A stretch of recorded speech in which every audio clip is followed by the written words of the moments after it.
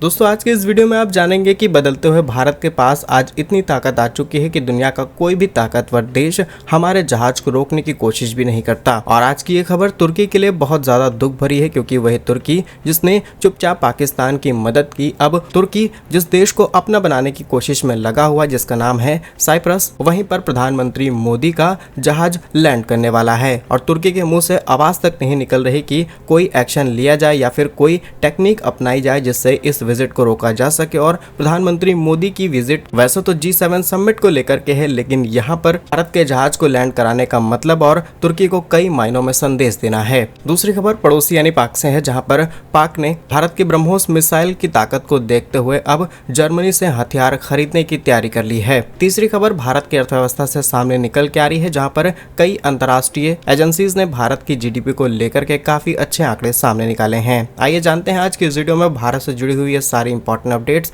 यदि आपको हमारा काम पसंद आए तो वीडियो को लाइक, चैनल को सब्सक्राइब जरूर कीजिएगा, क्योंकि आपका ये छोटा सा काम हमारी काफी बड़ी मदद करता है। तो जैसा कि आप जानते होंगे, जैसे ही G7 समिट को लेकर के खबर सामने निकल के आती है, वैसे ही बवाल मच जाता है। और ऐसा इसलिए क्योंकि G7 समिट इस बार कनाडा के अंदर हो रही है, और कनाडा में हो रही समिट में प्रधानमंत्री मोदी को इनिशियली इन्वाइट नहीं किया गया था। अब इसके पीछे बहुत सारे मीडिया आउटलेट्स ने रिपोर्ट छापनी शुरू कर दी कि भारत और कनाडा के रिलेशन इतने ज्यादा खराब हो चुके हैं कि शायद प्रधानमंत्री मोदी को यहां पर बुलाया ना जाए। लेकिन जस्टिन ट्रूडो, जो कि पुराने प्रधानमंत्री हैं, वो सत्ता से जा चुके हैं। नए प्रधानमंत्री भारत को लेकर के काफी ज्यादा सॉफ्ट नजर आ रहे हैं, इसीलिए G7 समिट में डायरेक्टली उन्होंने प्रधानमंत्री मोदी को फोन मिला दिया। पीएम मोदी ने भी इस इन्विटेशन को एक्सेप्ट कर लिया और 15 से 17 जून होने वाले इस समिट में प्रधानमंत्री मोदी पार्टिसिपेट करेंगे। अब ये बात कई देशों को हजम नहीं हुई, लेकिन एक खबर और सामने निकल के आती है जब यह अनाउंसमेंट की जाती है कि प्रधानमंत्री मोदी का जहाज डायरेक्टली कनाडा वैसे भी नहीं जा सकता,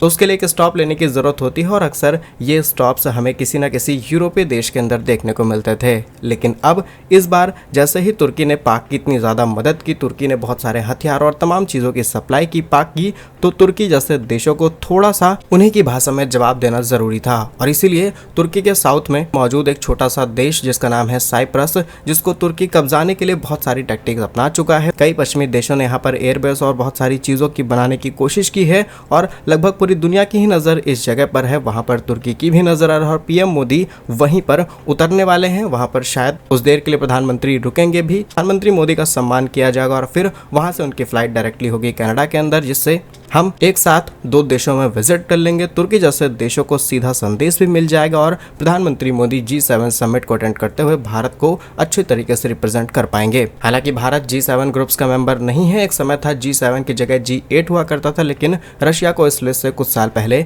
बाहर कर दिया गया। और हो सकता है कि भारत की बढ़ती इकोनॉमी, भारत के बड़े मार्केट एक्सेस और बड़े कंज्यूमर बेस को ध्यान में रखते हुए भारत को G8 की तरह ट्रीट किया जाए, और हो सकता है G7 एक बार G8 फिर से बन जाए। अगर ऐसा होता है तो भारत को इनिशियली बहुत सारी पावर्स मिल जाएंगी। डेफिनेटली हम इसे इस्तेमाल कर सकते हैं अपने पड़ोसी, स्पेशली चीन और पाक के खिलाफ। बाकी तुर्की को लेकर के ऑलरेडी भारत ने बड़े कदम उठाए हैं। फिर चाहे तुर्की में जाने वाली भारत की फ्लाइट्स हो, तुर्की की एयरलाइन कंपनीज की सर्विसेज भारत में बंद करना हो, भारत के एक्सपोर्ट्स को रोकना हो, इवन टूरिज्म जो कि भारत से तुर्की जाया करता था उनको पूरी तरीके से कैंसिल करना हो, हमने ऑलरेडी इन्हें कई बिलियन डॉलर का नुकसान पहुंचा दिया है। लेकिन पीएम मोदी अब स्ट्रेटेजिकली या फिर कहें कूटनीति अपनाना शुरू कर चुके हैं। क्या राय है आपकी, इस पर कमेंट्स में जरूर लिखिएगा। नेक्स्ट अपडेट की बात की जाए तो ये सामने निकल के आ रही है पाक से, जहां पर पाक ने जर्मनी से कुछ नए एडवांस एयर डिफेंस सिस्टम खरीदने के लिए। अब आप जानते होंगे कि पाक ने चाइना से काफी एडवांस HQ-16, HQ-9 जैसे एयर डिफेंस सिस्टम मंगवाए थे, लेकिन जब भारत ने अपनी ब्रह्मोस इनके ऊपर छोड़ी तो ये एयर डिफेंस सिस्टम काम नहीं कर पाए,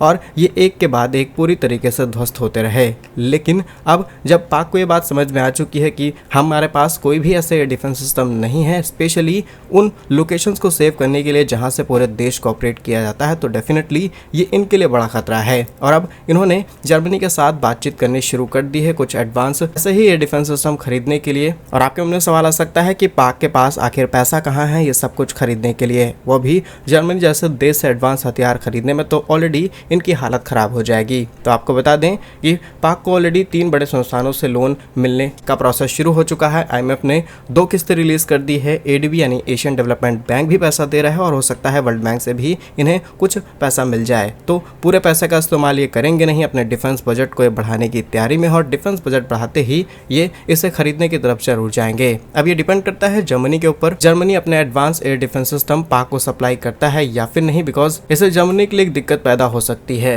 अगर जर्मनी अपने हथियार पाक को सप्लाई करता है तो जर्मनी और भारत के बीच में जो ट्रेड है वो पूरी तरीके से खराब हो सकता है और काफी बड़ा ट्रेड दोनों देशों के बीच किया जाता है। वहीं एफटीए को लेकर के भी बातचीत चल रही है, तो ऐसे जर्मनी के मार्केट बहुत बुरी तरीके से हैम्पर हो सकता है। बट अनदर थिंग ये भी है कि जर्मनी ये इवेल्युएट करने में लग जाए कि भारत ऑलरेडी दूसरे देशों से हथियार खरीदता है, स्पेशली इजराइल, रूस, अमेरिका से, तो हो सकता है तो जर्मनी को ये लगे कि भारत के चक्कर में कहीं हम पाक के मार्केट को लूज कर दें और बिलियंस ऑफ डॉलर की ये डील जर्मनी के हाथ से चली जाए। ये स्ट्रेटजी भी हो सकती है, लेकिन कहीं ना कहीं इनको कॉन्सिक्वेंसेस फेस करने पड़ सकते हैं, क्योंकि भारत के अगेंस्ट जाकर के अगर इन्होंने हथियारों की सप्लाई की तो इनका भी वही हाल होगा जो कि तुर्की का था। ऑलरेडी स्वीडन जैसे देशों ने अवैक सिस्टम पाक को सप्लाई ऑलरेडी कर रखे हैं, जिनका इस्तेमाल पाक बहुत अच्छे तरीके से करता है, और इसलिए स्वीडन का भारत में हथियार को लेकर के जो बिजनेस है वो बहुत बुरी तरीके से नुकसान खा चुका है और जर्मनी शायद ये गलती करने से बचेगा। बढ़ते हैं तीसरी खबर की तरफ, जहां पर यानी ये भारतीय इकोनॉमी यानी भारतीय अर्थव्यवस्था से सामने निकल के आ रही है, जहां पर अब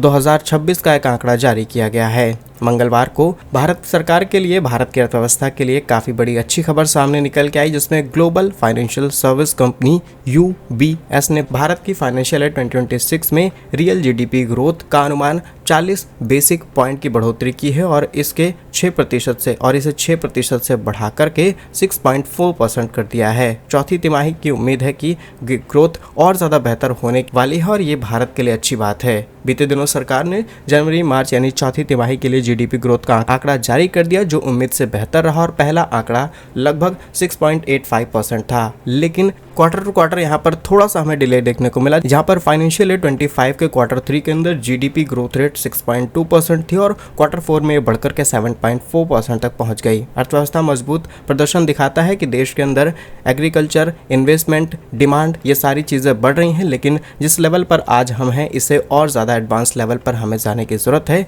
नहीं तो शायद इकोनॉमी को हम बड़े स्केल पर पुश ना कर पाएं। वहीं यूबीएस के इंडिया कंपोजिट इकोनॉमिक इंडिकेटर के अनुसार अप्रैल में आर्थिक ग्रोथ बढ़कर के 1.1% तक जा चुकी है। इसके अलावा यूबीएस ने मॉनेटरी नीति को भी उम्मीद जताई है कि आरबीआई रेपो रेट को 50% से 50 से 75 बेसिक पॉइंट की कटौती कर सकता है। ऐसे उम्मीद है रेपो रेट घटकर 5.5% तक आ जाए और आरबीआई की एमपीसी मीटिंग के दौरान हो सकता है ये बड़ा फैसला लिया जाए, जो कि भारत की जीडीपी को एक नया पुश देने वाली है। बाकी क्या कुछ कहना है आपको इन सभी खबरों पर कमेंट्स में जरूर बताइए। भारत के ऐसे ही वीडियोस आप तक पहुंचते रहे, वीडियो को लाइक, चैनल को सब्सक्राइब जरूर कीजिए। वंदे मातरम, भारत माता की जय।